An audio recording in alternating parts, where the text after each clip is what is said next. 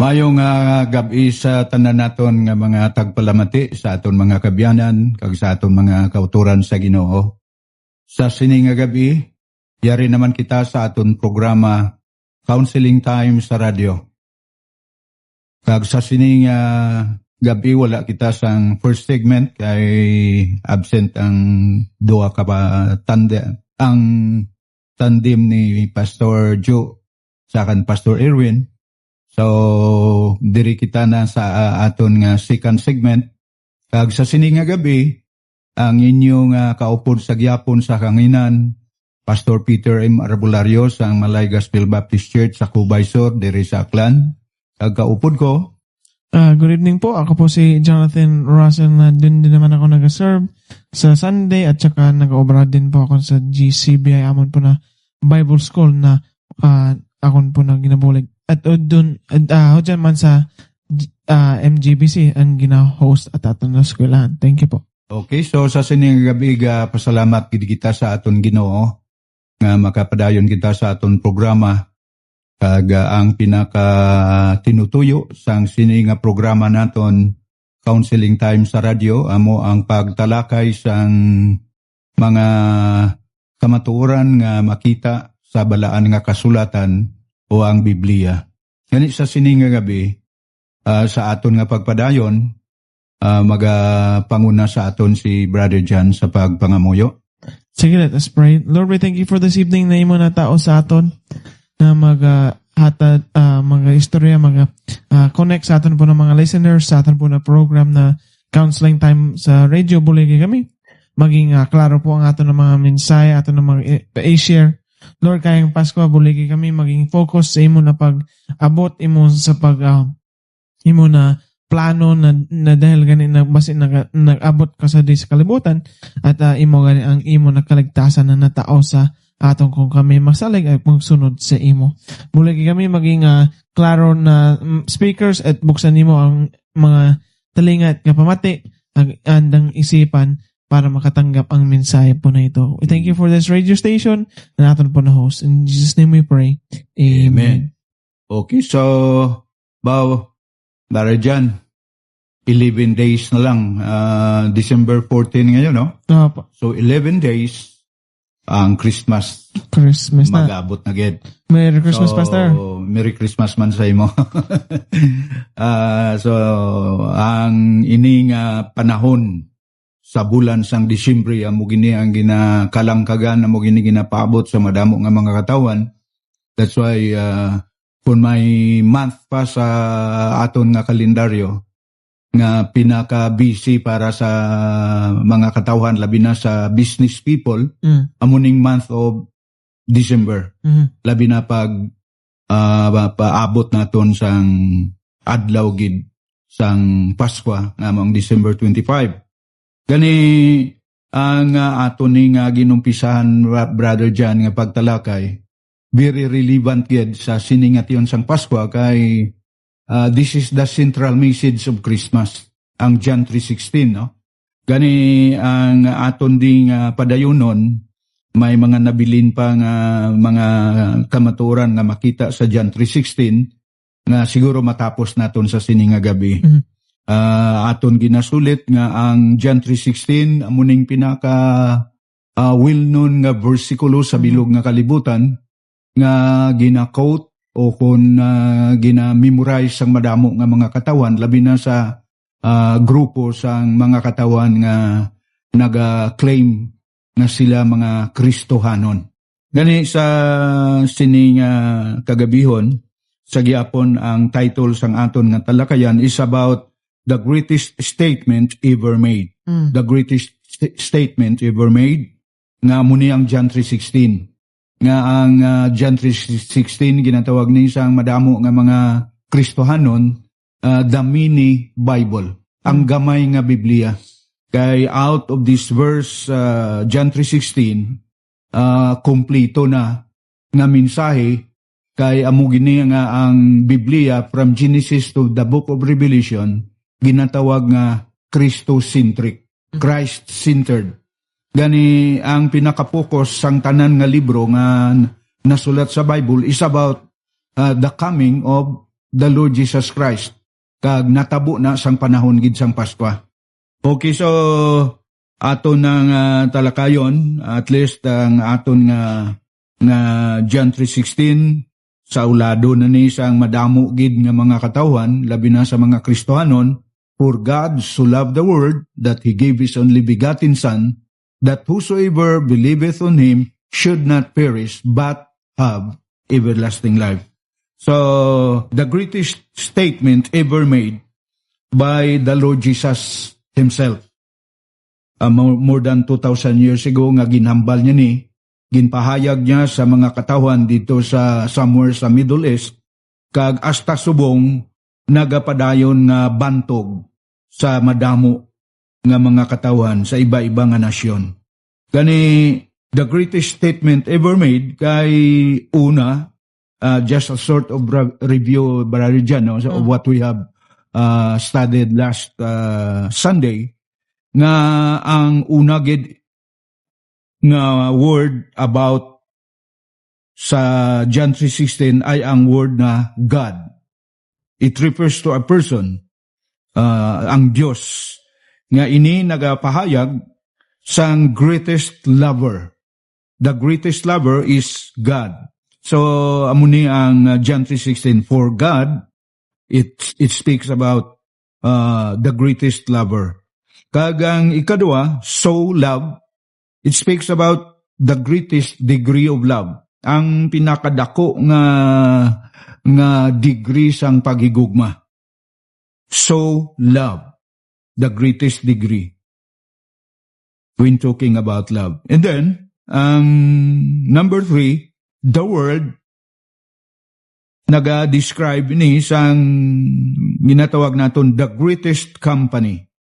Kaya ang mensahe sang John 3:16 gin-address sa whole world, gin-address sa tanan nga mga katawan sa bilog nga kalibutan. That's why ginasulit naton nga ang tanan nga tao nga yari sa sining kalibutan nga aton nga ginapuyan, included sa sining nga John 3:16, recipient sang John 3:16.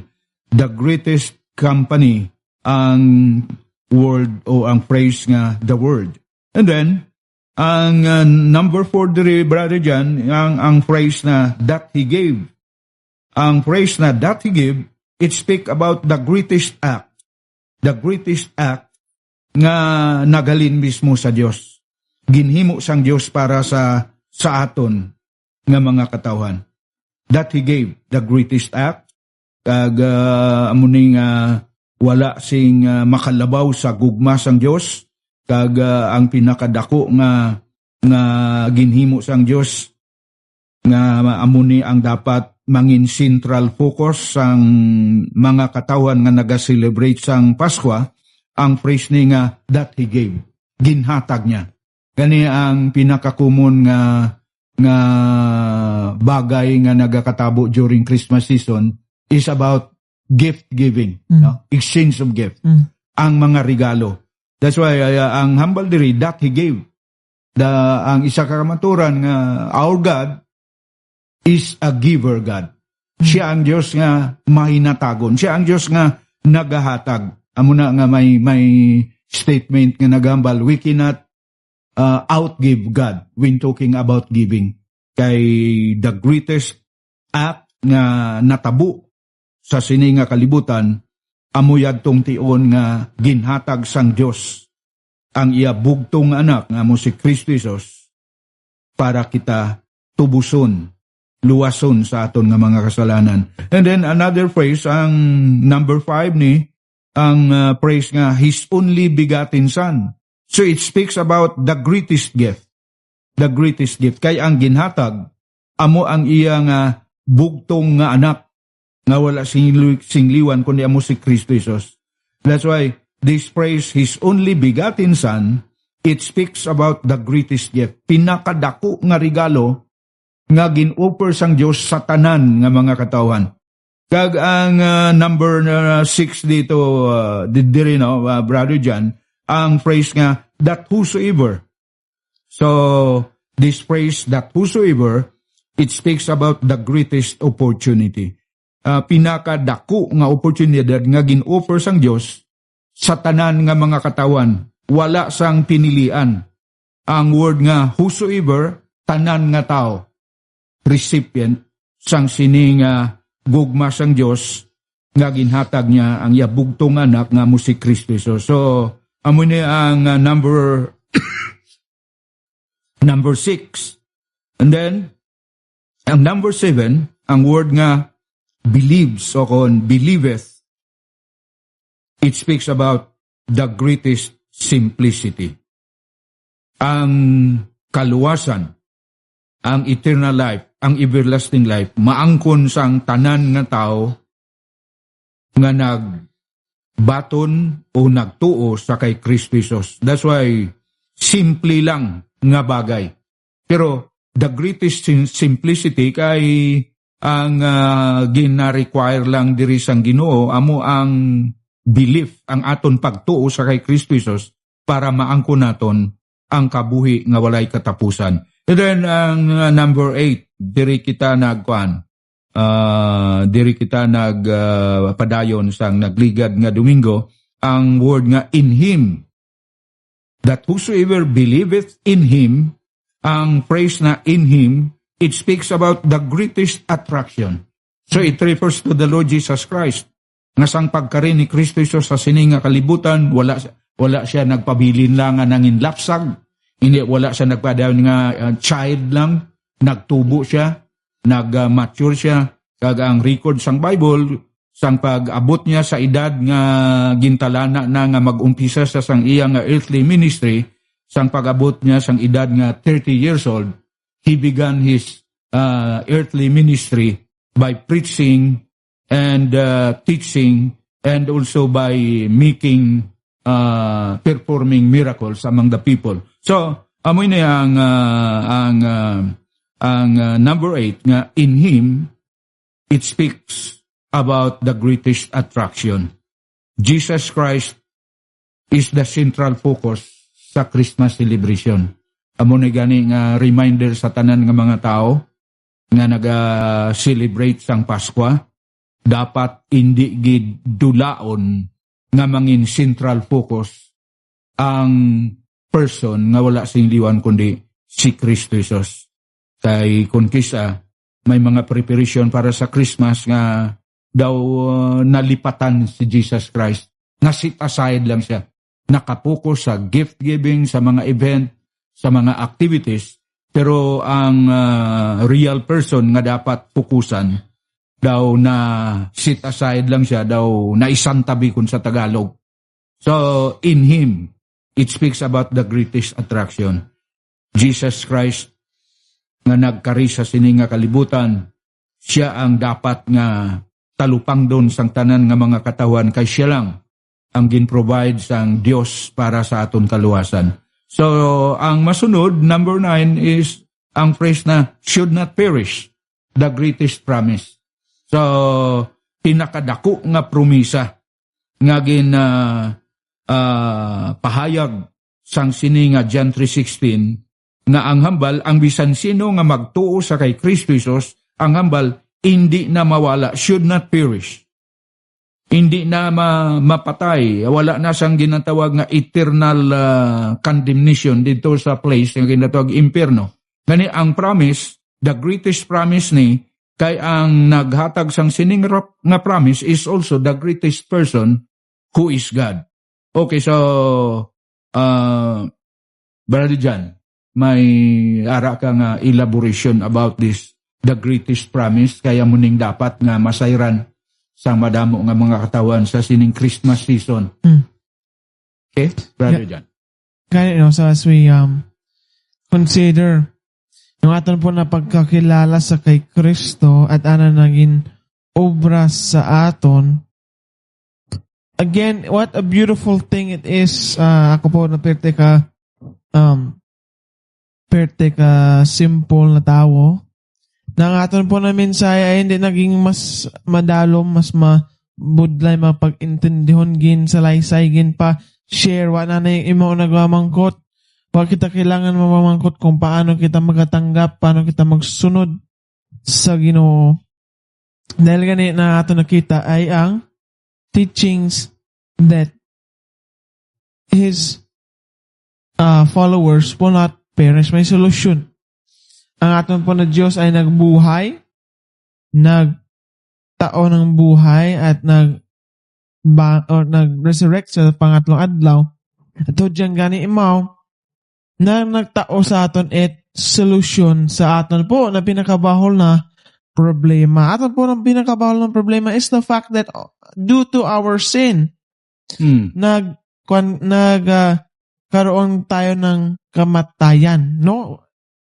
It's a truthful statement na magpahambal. Bago gani ang kasalanan, wa gid it kamatayan. Walang death bago nagkasalanan.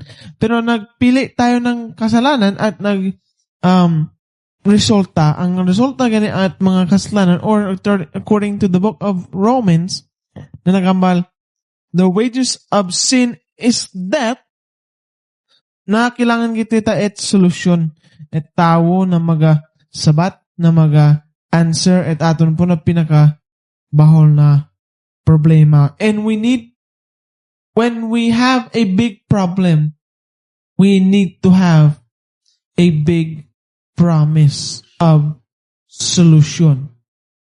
Dahil ganyan, nakakita natin, this promise is different. This promise is solely different. Masi, dahil kung ikaw nakabuhay, nakabahol sa katulad ng mundo na akon po naging bahulan, this world, nag-intindi po tayo. Nagpamati kita. At milyon na tao nag-promise. Siguro ikaw nagraranasan ng promise na isa ka lalaki or isa ka babae na siya ay maging faithful sa imo. Kaya nimo isalig sa imo ang salig sa ana ang imong pagpalangga. Ginsalig mo tapos kinsamad, no? Pero kasakit, no? Kung when people when you think naisip bala nimo na kaya nimo isalig sa tao ang imo na trust. Tapos ginasira ang imo na trust dahil sa ila na ginobra. It's a hard thing to deal with. Grabe kasakit. Yes. Or ikaw katulad sa aton na nagkita politician after politician nagsabi, ito po ang problema nyo. Ito po ang problem nyo. Pag daog ako, isolban ko. Solusyonan ko ang mga problema nyo. Pero how many times nabagsak din naman, nasira din naman, nagtuloy. Pero this promise, itong promiso ng Panginoon ay talagang iba. Dahil ganun, ginhambal. Halin po. Do you know that the Christmas story starts way back in chapter 3 of Genesis? Genesis pa lang. Nag-istorya kami ng Christmas. Dahil ganun, nagsugid sa kay Adam at kay Eve at ginsugid ang Ginoo sa hugto na serpent, ang walang iba ang aton po na kontra na the devil, nagsasabi, you will bite his ankle, but he will crush your head. Bibig sabihin, si Jesus, masolusyonan ang aton po na kasalanan way back, Genesis chapter 3, verse 15. Verse 15, yeah. Nakakita natin. And so He promised us that. And like all promises, may period, may oras po, may time period na kaagi na wa pa nag-fulfill ang promise.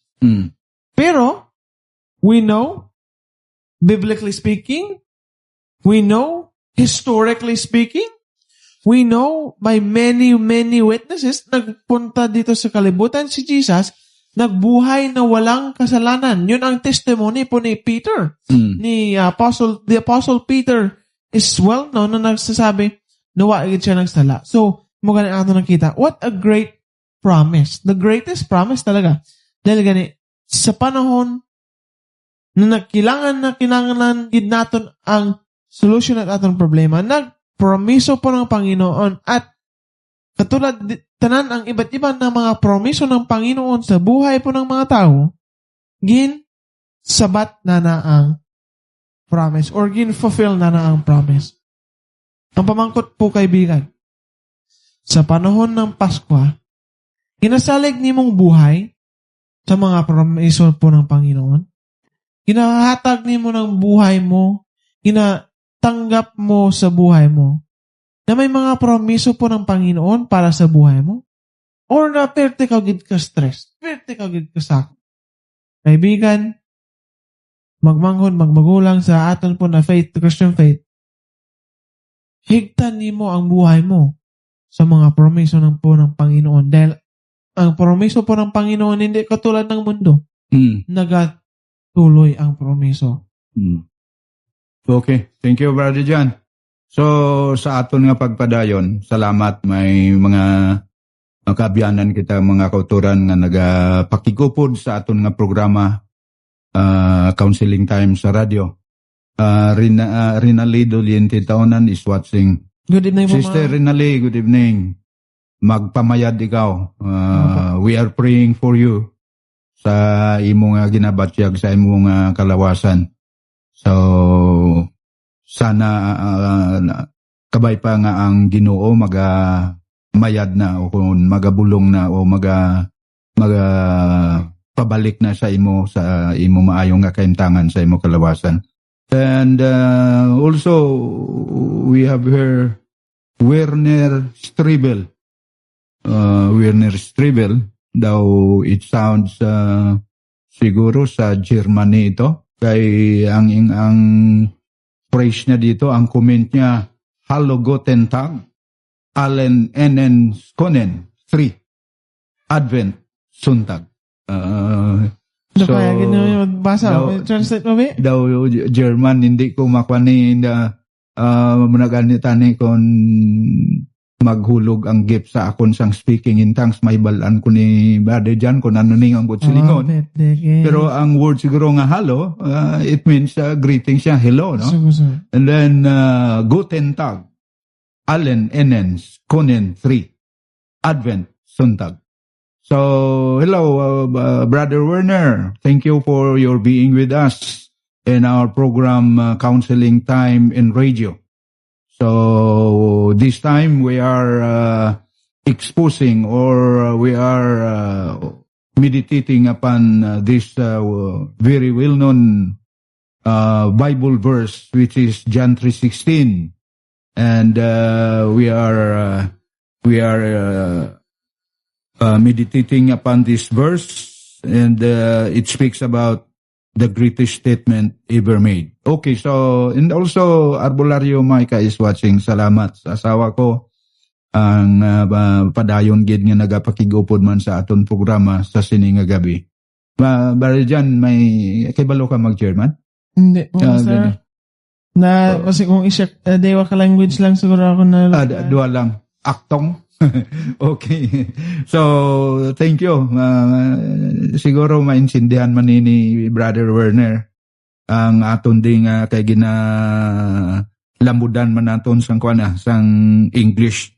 So we are now on number 9. Ang phrase na naghambal should not perish. It speaks about the greatest promise. Damo gid sang promisa ang Dios sa aton bilang iya mga kanakan, kag bisan pa sa wala pa relasyon sa Ginoo, may mga promisa man siya nga makita diri sa balaan ng kakasulatan. Pero sa aton nga ginatalakay sa sining gabi, ang tanan nga mga nagtuo na sa kay Kristo Jesus, this is the promise. Makita man ni naton ang hambal ni Kristo Jesus, no? Sa John chapter 10 verse 28. Nga si Jesus ang naghambal, nga siling niya, John 10:28, and I give unto them eternal life. Nagahatag ako sa ila sang kabuhi nga walay katapusan, and they shall never perish. Wow. Isa ka maayong kamatuuran nga dapat gid talupang don sang tanan nga nagbato na kag nagtuo sa kay Kristo Jesus. Ang hambal, ang tanan nga nagtuo sa kay Kristo Jesus, ang hambal ginhatagan na sang kabuhi nga walay katapusan. And I give unto them eternal life, and they shall never perish. Hindi na makaangkon sang condemnation, kaya ang mga katawhan nga wala pa relasyon sa Dios, ang hindi pa mga Kristohanon, ang hambal sa Biblia, ang ilang nga padulungan amo ang katagudilian, lugar nga ginatawag impierno. So, ang butsilingon sang hindi shall never perish, ang tanan nga mga katawan nga nagtuo sa kay Kristo Jesus, hindi na magakadto sa kapamakan. Hindi na magakadto sa lugar sang walay katapusan nga pagdabdab sang kalayo nga amo ang impierno. That's why amo ni ang hambal, hindi shall never perish, neither shall any man pluck them out of my hand.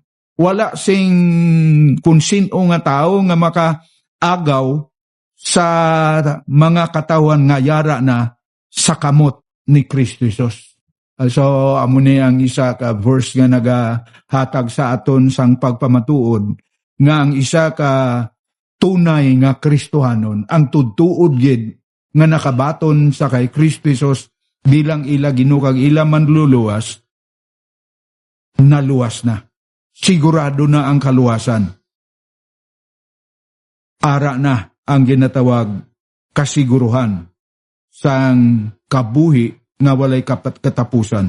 Kaga muna nga ang pagpasiguro pagid ni Kristo Jesus sa verse 29, naghambal siya, my Father which give them me is greater than all. No, siling ni Kristo Jesus, ang akon amay nga naghatag sa ila sa akon. So ang ginatukoy atong mga nagtuo sa iya. My Father which give them me, kag diri naton makita nga ang mga nagtuo gali sa kay Kristo Jesus ginhatag sang amay sa kay Kristo Jesus. Kag ang hambal, ang amay siling diri is greater than all. Ang Dios mas labing gamhanan sa tanan nga mga katawan, o kung sa tanan nga kung anong nga pwersa nga makita sa sini nga kalibutan. Kag ang hambal, and no man is able to pluck them out of my Father's hand. Wow! Kanami nga kamaturan nga included sa aton digin na talakay nga the greatest promise that was given by God to us. Amo nga kon nabato naton si Kristo Jesus, ang hambal, that whosoever believeth in Him should not perish, but have everlasting life. So, Brother John, amoy niya ang number 9 nga party sang the greatest statement ever made, nga mo ang John 3:16. So, isa pa ka verse sa Bible nga nagahatag sa aton sing reminder o sang pagpamatuod nga ang pulong nga should not perish, the greatest promise, ang 2 Peter chapter 3 verse 9. Now, si Apostol Pedro ang nagsulat sini, pagpadumdum sa tanan nga mga Kristohanon atong mga katawan nga may relasyon na sa Dios. Amo ni ang promisa, amo ni ang hambal. Basahon ko di, 2 Peter chapter 3 verse 9, ang hambal, the Lord is not slack concerning His promise, as some men count slackness, but is long-suffering to usward, not willing that any should perish, but that all should come to repentance. So, another promise of the Lord, nga ang Diyos iya ibasang sa tao, nga kung when talking about sa mga promisa, basta ang Diyos iya magpromisa, 100% nga masaligan sa tao kung kisa kung mag-promise. Even though sincero gin man ang tao nga nagbitiw sang promisa, pero because of circumstances, kung kisa ang promisa niya, hindi niya ma-fulfill. Hindi niya mahatagan sing katumanan. Iba ang Diyos. Kaya ang Diyos niya, bisan pa ang mga circumstansya o kung ano nga mga negative things, hindi iya makaupang, no? Hindi makasagabal para matuman sang Dios ang yagin promisa sa aton. Gani mo ni nga ang hambal, God is not willing that any should perish, but that all should come to repentance.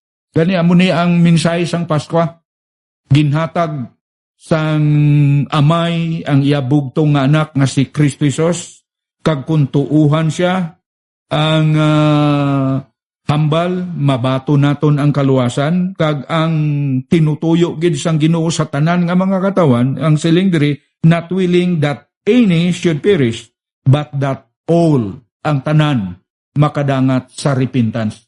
Mayara ba lang ang mga pagtudlo subong nga daw, para sa ila hindi na importante ang repentance. Daw ginadisregard nila ang pagka-importante sang repentance nga ginatawag.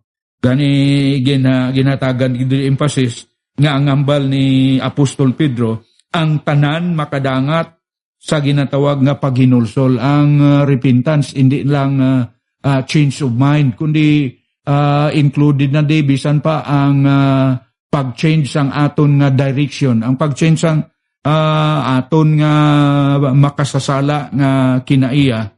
Kag ang repentance, this is a word nga directional. No? Pag-change mo sang imo mind, ginatudlo ka sa right person nga imo kadtuan, nga imo tuuhan. Ngani importante ang repentance. Okay, so diri sa siningit yon, Brother John, aton diri padayonon sa pagtalakay. So nag-respond si Sister Rinaldi. Thank you, Pastor Pet and Brother John. So thank you din, Sister Rinaldi. Palig-on ka lang sang imo kagalingon, bisan pa nga yara ka sa karamdaman. Ang aton Ginoo gyapon, siya ang aton nga Jehovah Rapha. He is our healer. Ginagamit lang man niya ang mga bulong, pero ang nagamayad gid sang aton balatian namo ang Dios. Okay, so siningit yon. Aton di padayonon ang next nga word diri, Brother John, pagkatapos nga ginambal ang should not perish, ginsumpay, ginsugpon ang word nga but. Ang English word nga but. This word but, composed of 3 letters, B-U-T, it speaks about the greatest difference. Kaya ang hambal should not perish. Hindi na magakadto sa impyerno, hindi na mawala, kundi makaangkon sang kabuhi nga walay katapusan. So this word but, it speaks about the greatest difference. Ang greatest difference bala sang mga katawan nga yari sa aton nga kalibutan, mga 8 billion people plus ang population sang kalibutan, ang ginatudlo ni Kristo Jesus during his time, sang diri pa siya, doing his ministry, makita naton nga gintudlo niya nga ang about sa broad way and the narrow way. Nga iya ginhatagan sang pagpahayag nga mas madamo ang mga tao nga magakadto sa impyerno ikumpara sang sa langit. Gani amo ni ang isa ka maturan nga dapat mahibalan sang tanan nga mga katawhan. Kay madamo sa mga katawhan nga ang ila pagpati basta ga hambal nga gatuo man sa Dios, sigurado na nila nga kon mag-abot ang tiyon nga kuwaon sang Dios ang ilang kabuhi, didto man kuno sila magakadto sa langit. Pero ang ginatawag diri the greatest difference, ang word nga but. Kay ang hambal tanan kita nagapadulong sa condemnation, padulong kita sa hell, sa impyerno, ang silot sang aton nga pagkamakasasala, kaya ang hambal for all have sinned and come short of the glory of God. Pero salamat, may mensahe ang Dios nga ginpahayag man sa Biblia,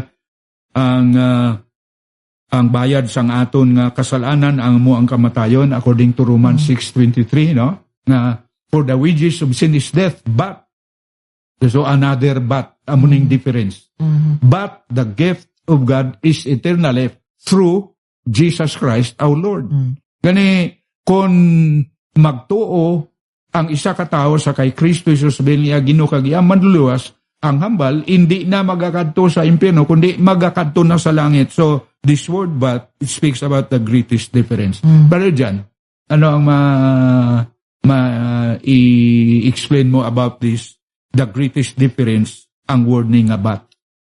Ganito, Pastor, pero bago ako mag-ayon to, ginagamit ko ang aton po na Google Translate para i-translate ko ang aton na comment to kina na galing, I think tama po na lugar, galing po sa lugar ng Germany. At siya naghambal, simple lang na message na good, naghambal ay, hello, good day everyone, have a nice third Sunday of Advent. So, yun po ang gin-translate. So, hindi ko sigurado basi kung iba ang mga messages, pero imo gid ang pasihan bala sa na nagsabi na to kay na mga message to. So, if I'm wrong, kung ikaw can speak it German at mali kami, intindihan lang, pero imo ang Google Translate. So, maganda about aton na topic about the greatest difference na natin po nakita that this phrase is or this term rather, the term but in English is a phrase that helps us understand the difference in between two objects or tells us the other side of that conversation's coin. Kung bala nagagamit natin ang but para may caveat, meaning to say na may aspect na tama, pero there's another thing that we ought to consider. Yun din naman ang term natin na pero, yun din naman ang atin na katulad yun ang atin na translation sa phrase ng or sa term ng but. And so it tells us about this wonderful aspect dahil kami na consider na kikina pa na ang atin na buhay na walang Diyos talaga is a perishing life.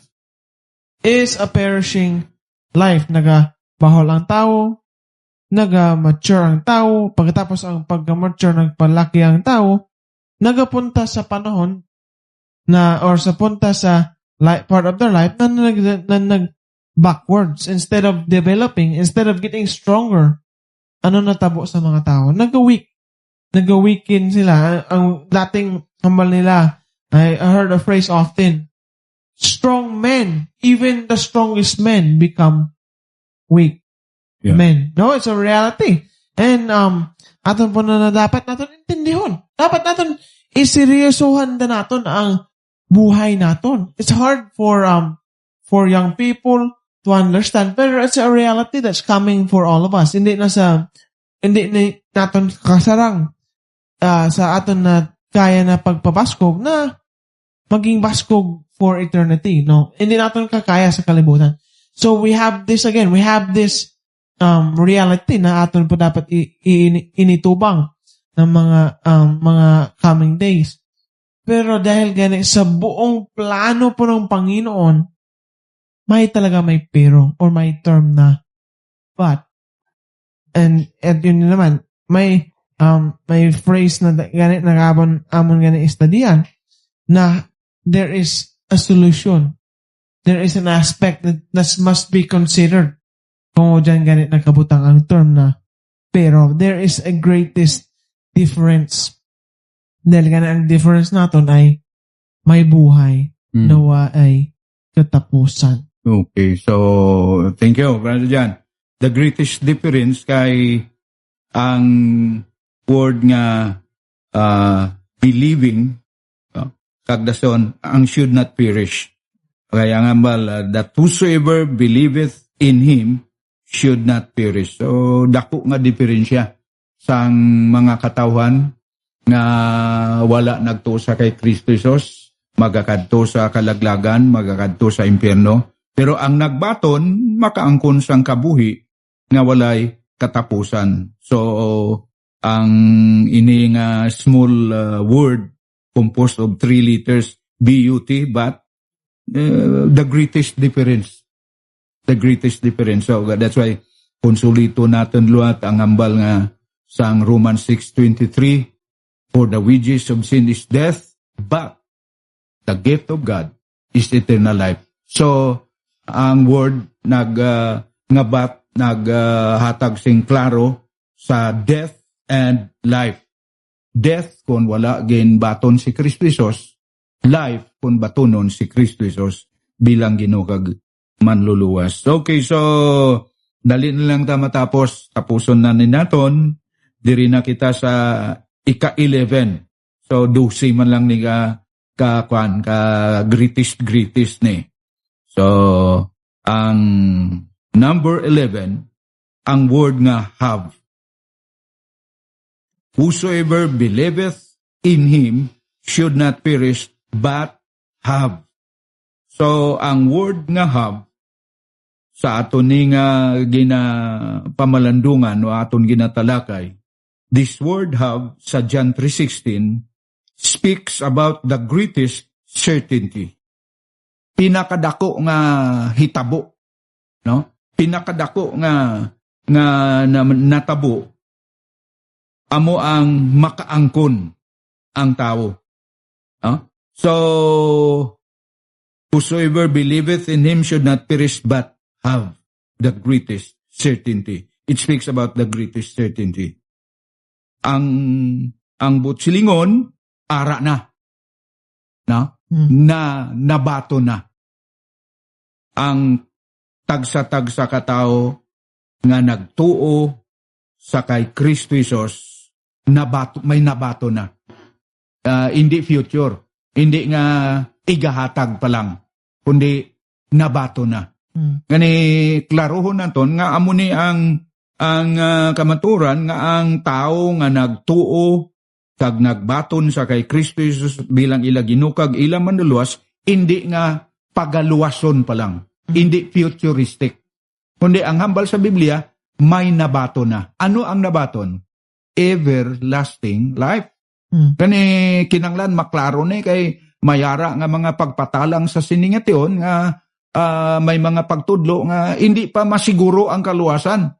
Depende na kung mapatay ka o depende na kung ano ang maging outcome sang imo pagpangabuhi sa sininga kalibutan. Pero this verse sa John 3:16, this is very clear nga kung ginbaton sang isa ka tao si Kristo Jesus, nabaton niya na.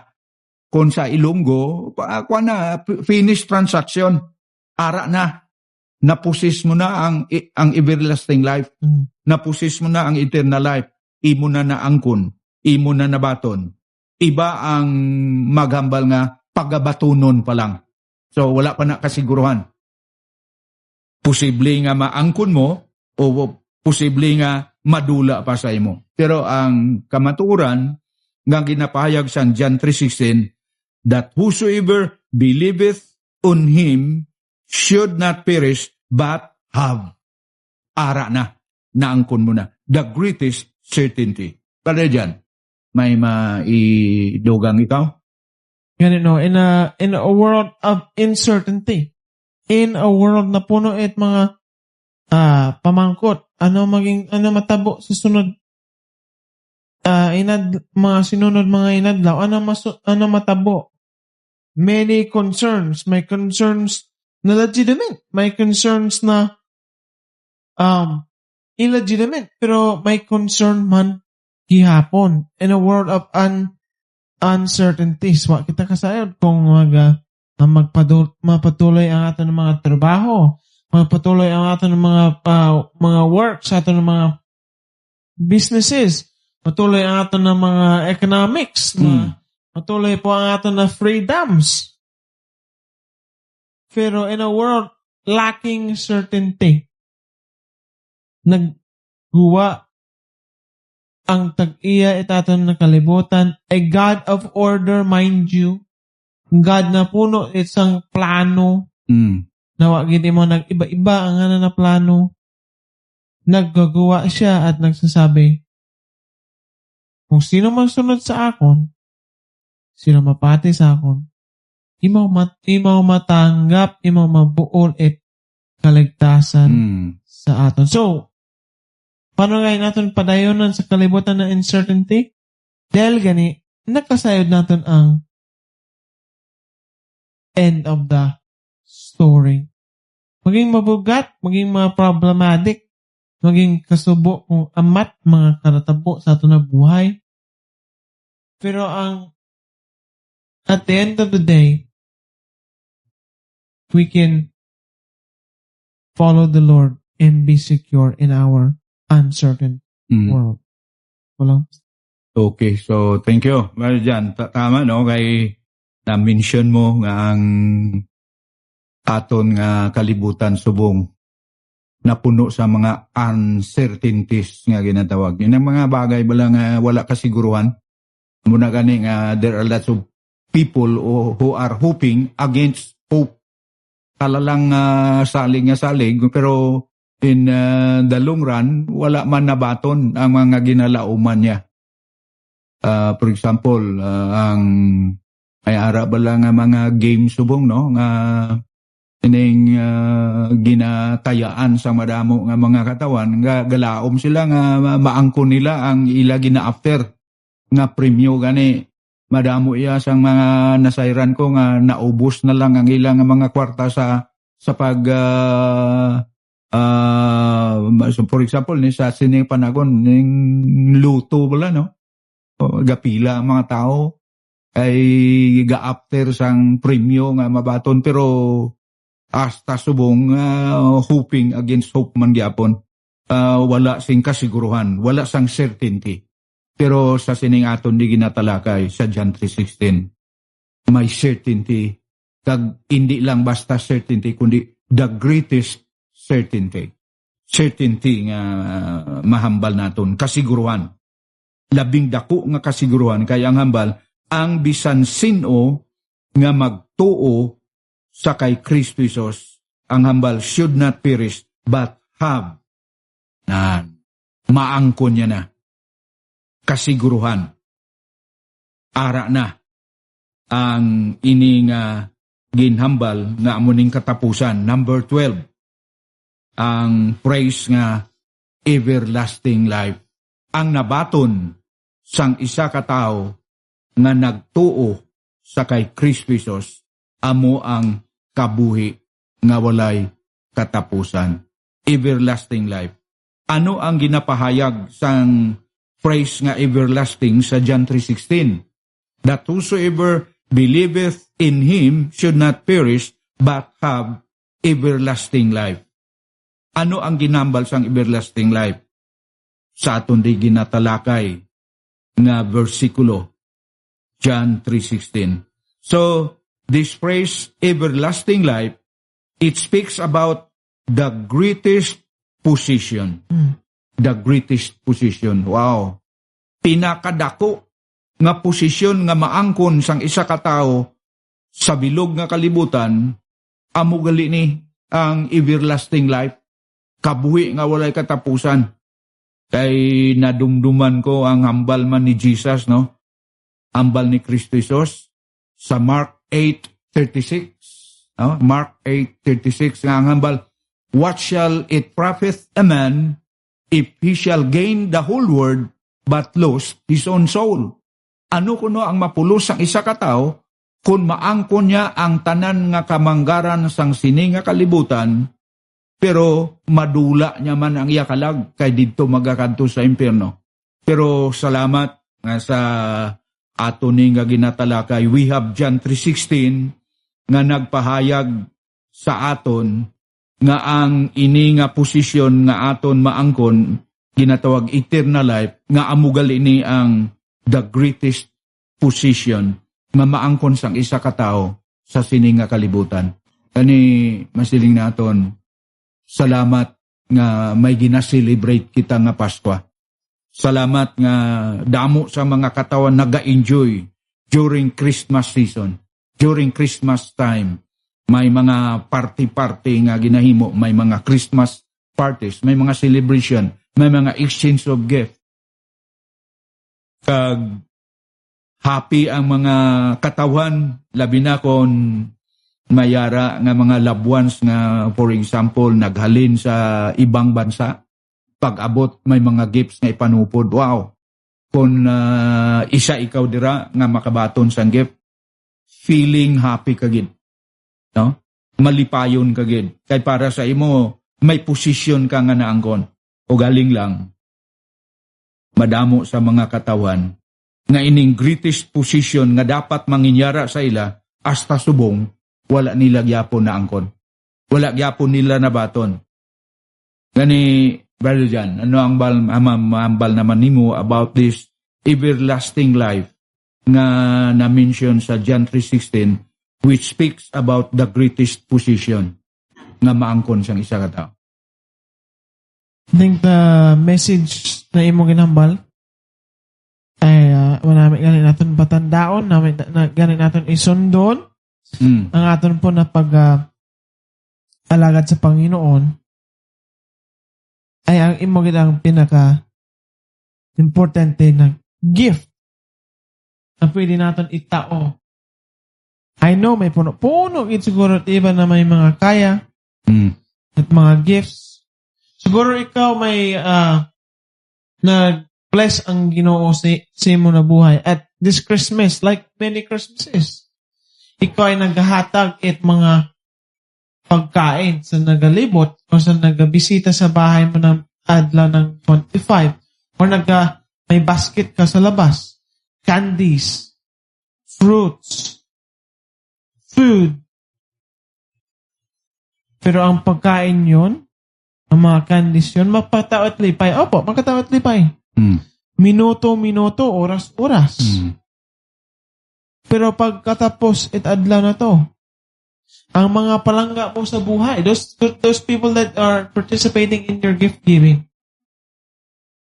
may sigurado sa ilan na buhay na pagtawagan ang Diyos or i-time out or i-finish ng oras nila sa buhay, sa kalibutan na iyon, will they have secure a faith, a relationship with the Lord Jesus Christ na naghatag sa Christmas na aton po gina-celebrate dahil ganit may buhay na at katapusan ang pamangkot.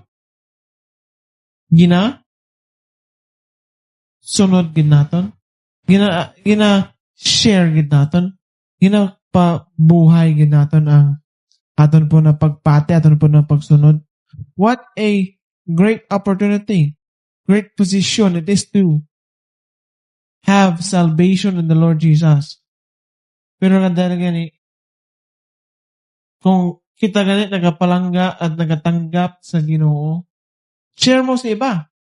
Dahil the most loving thing to do to a world na ng puno at kasalanan ay naghatag at solusyon sa ilan na mga problema. Yun po ang kaligtasan po ni Kristo. Isipan pagid natin sa kayang possible na ang Diyos nag-ayan sa kalibutan, opo, hindi lang istorya lang, nag-ayan sa kalibutan para gani iligtas ang tao. Sana isipan din natin i-share sa iba ang inyo na posisyon. Kung katanggap mo at kung wala pa, ito po ang adlaw. Pagtanggap mo si Kristo sa adlaw po na ito. Okay, so thank you, Brother John. Again, pareho sa imong pag-remind sa tanan naton nga mga kabyanan na nagapakigupod sa aton programa. Salamat, may nakahabol di sa aton nga comment section. Hara Silvestri is watching. So Hara, thank you sa imo man pakigupod sa aton programa Talakayan sa radyo. So may pila na lang ka minutos nga nabilin kita, Brother John. Salamat nga natapos na naton ang 12 truths about sa John 3:16 nga ginatawag naton the greatest statement ever made. The greatest statement ever made sa sininga kalibutan. Kay si Kristo Jesus mismo ang naghambal sini. Siya ang nag-declare kag dapat nga mahibalan gid sang tanan nga mga katawan nga naga-claim nga sila mga tumuluo man ni Kristo Jesus. May mga kabyanan kita, mga kaupod sa aton nga bisan pa diri sa aton nga bansang Pilipinas naga-claim nga mga Kristiyano man, mga tumulo, mga Kristohanon. So dapat gid nga may bala naton ang mga kamaturan nga makita sa sininga John 3:16. Sa liwat no, aton ginasulit the greatest statement ever made kay ari diri makita naton ang the greatest lover who is God. Makita naton diri ang the greatest degree of love sa word nga so love. Makita naton sa John 3:16 ang the greatest company nga ang phrase nga nagambal the world. This is the greatest company. Salamat nga ang Dios naghigugma sa kalibutan. Bilog nga tao sa aton kalibutan nga ginapuyan. That's why amo niya ang the greatest company. And then that He gave, it speaks about the greatest act, ang pinakadako nga ginhimo sang Dios para sa aton kaluwasan, amo ang paghatag niya sang iyabugtong anak. So, ang phrase nga that He gave, the greatest act of God. The greatest act of God, kay kun aton talupang doon ang aton kaugalingon according sa pulong man sa Ginoo, we are not worthy to be loved. We are not worthy to be given sang sini nga dako nga dulot sang Dios para sa aton kaluwasan. That's why the greatest act ang paghatag sang Dios sang iya bugtong anak para sa aton. And then sa John 3:16 makita naton ang the greatest gift. The greatest gift is the only begotten Son of God who is the Lord Jesus Christ. Muna nga sa mga kabyanan naton nga naga-celebrate sang Paskwa, kung hindi ka man makabaton regalo, kung imo batonon si Kristo Jesus bilang imo Ginoo kag imo manluluwas sa sininga gabi, imo siya tuuhan. Hinusulan mo ang imo kasalanan kag magpalapit ka sa kay Kristo Jesus kag imo siya tuuhan. Ang iya ginhimo dito sa krus sang Kalbaryo, more than 2,000 years ago na ang nakaligad. Kung imo inahimuon, nabaton mo ang pinakadako nga dulot sa sining panahon sang Paskwa. Inaamo ang kaluwasan paagi sa kay Kristo Jesus. Okay, so the greatest gift, the greatest opportunity, the greatest simplicity kay ang pamaagi sang Dios para sa aton kaluwasan. Simple gid lang ang pagtuo lang gid sa iya. So that is the greatest simplicity. Wala na kita ginapabudlayan sa Ginoo para maangkon ang kaluwasan. Hindi na kinanglan nga upudon pa nato ang aton tuhod sa hala pangamuyo para maluwas kita. Kay ang pamaagi sang Ginoo is just simple. Believe on the Lord Jesus Christ and thou shalt be saved. The greatest simplicity, the greatest attraction. The Lord Jesus Christ is the greatest attraction, is the greatest person to be focused para sa aton kaluwasan. Labi na sa sininga Christmas season.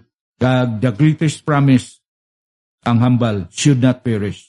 The greatest difference, ang word nga bat, apang, ang nagbaton sa iya, may kabuhi nga walay katapusan. And then, the greatest certainty, kahit sa tiyon ng isa katao, magabaton, magatuo sa kay Kristo Jesus, bilang iya Ginoo kag iya manluluwas, may naangkon siya nga kabuhi nga walay katapusan, and that is the greatest position. Okay, so sa sininga gabi, Brother John,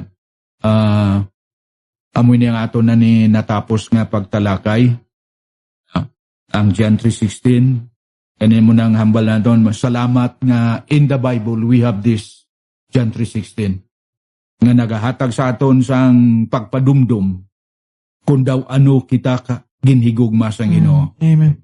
He is the greatest lover, nga in spite of our being unworthy, hindi kita takos, pero ginpadala niya, ginhatag niya ang iyabugtong anak para maangkon naton ang kaluwasan. Gani ang aton diri nga invitation sa tanan nga mga listeners naton nagaupod sa aton programa.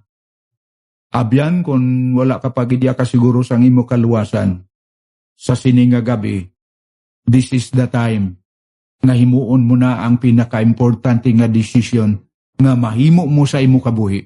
Ina amo ang imo nga pagtuo sa kay Kristo Jesus. Batunon mo siya bilang imo Ginoo kag imo manluluwas. Gani kung himuon mo inaabyan sa sining nga gabi, maangkon mo ang kaluwasan. Okay, Brother John. Takpan naton ang aton nga programa sa sining nga tion. Can you lead us in closing prayer? Apo, let's pray.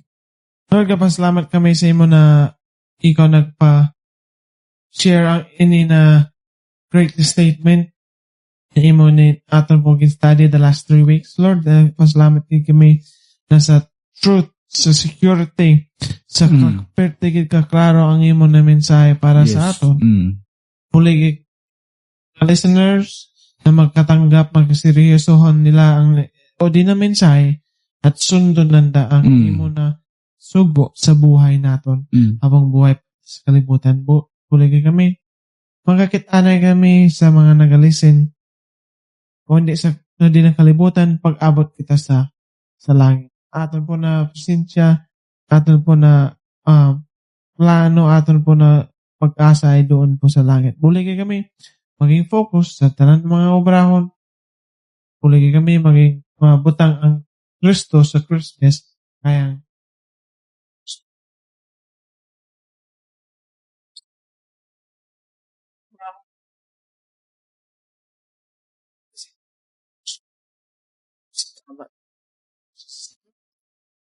Amen. Ang Diyos magpakamayo sa inyo nga tanan. Bye-bye.